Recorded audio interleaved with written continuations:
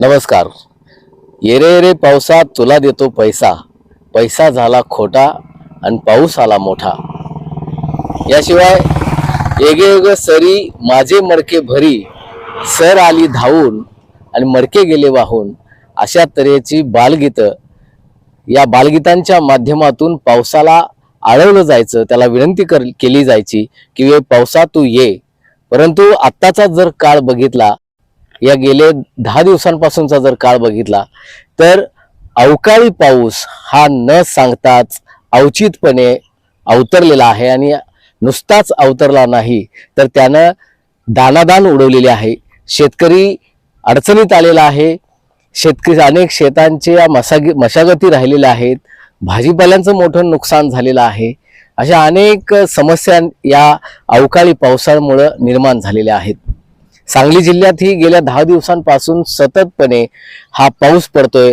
कालपासून अनेक ठिकाणी रिपरिप चालू होती आणि या पावसामुळे, या अवकाळी पावसामुळे जे खरीपाचा जो हंगाम आहे तो धोक्यात आलेला आहे.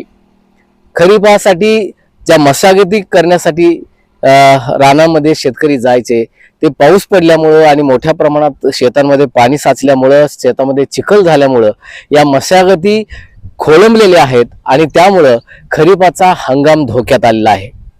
याशिवाय खरं तर हा पाऊस आपली जी ऊस पिकं आहेत, या ऊस पिकासाठी मात्र तारक ठरतोय आणि त्यामुळं ऊस पिकाच्या वाढीसाठी हे वातावरण पोषक ठरतंय, हा पाऊस पोषक ठरतोय. त्यामुळं काही प्रमाणात ऊस उत्पादक शेतकऱ्यामध्ये आनंदाचं वातावरण जरी असलं तरी इतर जे उत्पादक शेतकरी आहेत, भाजीपाला शेतकरी आहेत, ते मात्र धोक्यामध्ये आलेले आहेत. त्यांचं उत्पादन धोक्यामध्ये आलेलं आहे. खरं तर बघायला गेलं तर टोमॅटोची जी शेती आहे सांगली जिल्ह्यामध्ये, ती टोमॅटोची शेती पूर्णपणे उद्ध्वस्त झालेली आहे. टोमॅटो या सतत पडणाऱ्या पावसामुळे खराब झालेले आहेत, त्याला बुरशी आलेली आहे आणि हे टोमॅटो या पावसाच्या माऱ्यामुळे त्या टोमॅटोला तडे गेलेले आहेत आणि त्यामुळं हे टोमॅटो खराब झालेले आहेत. शेतकऱ्यांना या टोमॅटोच्या बागा आहेत तशा आपल्या रानामध्ये सोडून दिलेल्या आहेत. त्याच्यावर कोणतीही आशा न दाखवता शेतकरी हा टोमॅटोचं हे जे शेती आहे, बाग आहे, ती टोमॅटोची बाग आहे तशी शेतकऱ्यांनी सोडून दिलेली आहे आपल्याला दिसते.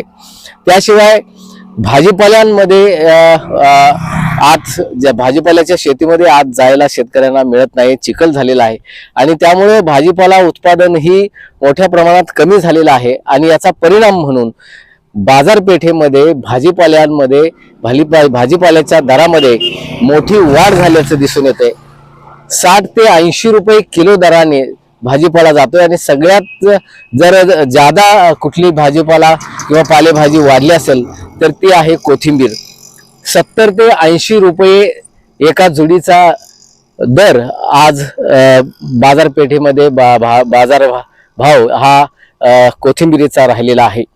याशिवाय खरं तर मशागतीच्या काळातच हा मोठा पाऊस पडतोय आणि त्यामुळं हा खरीप धोक्यात आलेला आहे.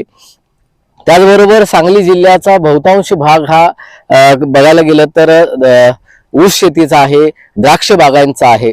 ऊस शेतीबाबत आपण आत्ताच बोललेलो आहोत की हा ऊस शेती उत्पादक शेतकऱ्यांना मात्र हा काळ चांगला राहिलेला आहे. त्यांच्या मनामध्ये थोडाफार आनंद असला तरी द्राक्ष बागाचंही उत्पादन सांगली जिल्ह्यामध्ये मोठ्या प्रमाणात घेतलं जात आहे.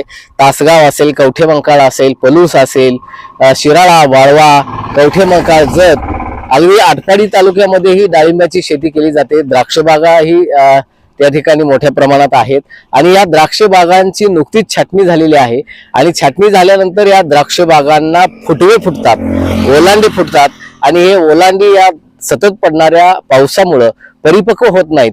कारण हे ओलांडी ज्यावेळी फुटायला चालू होतात त्यावेळी खरं तर उन्हाची आवश्यकता या ओलांड्यासाठी आवश्यक असते आणि हे ऊन पडत नसल्यामुळं हे जे फुटवे फुटत आहेत द्राक्ष बागांना, ते ओलांडे फुटत आहेत, ते मात्र परिपक्व होत नाहीत. त्याला लागणारा जो काळ आता पुढे गेलेला आहे आणि त्यामुळे द्राक्ष बागेचं उत्पादनही जे ठराविक वेळेमध्ये येणार होतं ते काही काळ पुढे जाण्याची शक्यता आहे. त्यामुळे द्राक्ष बागायतदारही धोक्यात आल्याचं दिसून येत आहे. त्याचबरोबर शेतकऱ्यांसमोर या सर्व गोष्टीमुळे शेतकऱ्यांचं जे आर्थिक बजेट आहे त्यामध्ये मोठ्या प्रमाणात वाढ होणार आहे. कारण असं झालेलं आहे की पावसामुळं जे शेतकरी आहेत त्या शेतीच्या उत्पादनामध्ये जे पेरणी आहे त्या पेरणीला लागणारा वेळ आहे. शिवाय या पावसामुळे जे फवारणी केली जाते, कीटकनाशक फवारणी असेल, इतर फवारण्या असतील, त्याचबरोबर त्यांना जे लागणारं खत पाणी आहे यामध्येही मोठ्या प्रमाणात वाढ होणार आहे. आणि त्यामुळं शेतकऱ्याच्या शेती मालाच्या बजेटवरही याचा मोठा परिणाम होणार आहे.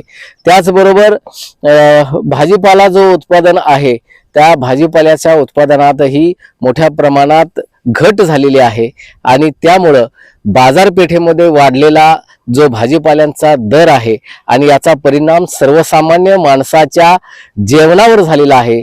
सर्वसामान्य माणूस जे आपली 2 वेळची रोजीरोटी कमावतो त्या रोजीरोटीचं त्याचं ठरलेलं बजेट असतं महिन्याचं, त्या बजेटवरही हा भाजीपाल्याचा दर वाढल्यामुळं परिणाम होणार आहे. आणि स्त्रियांचं बजेट, घर खर्चाचं बजेट यामुळे वाढणार आहे. मोहन राजमाने, नवराष्ट्र न्यूज, सांगली.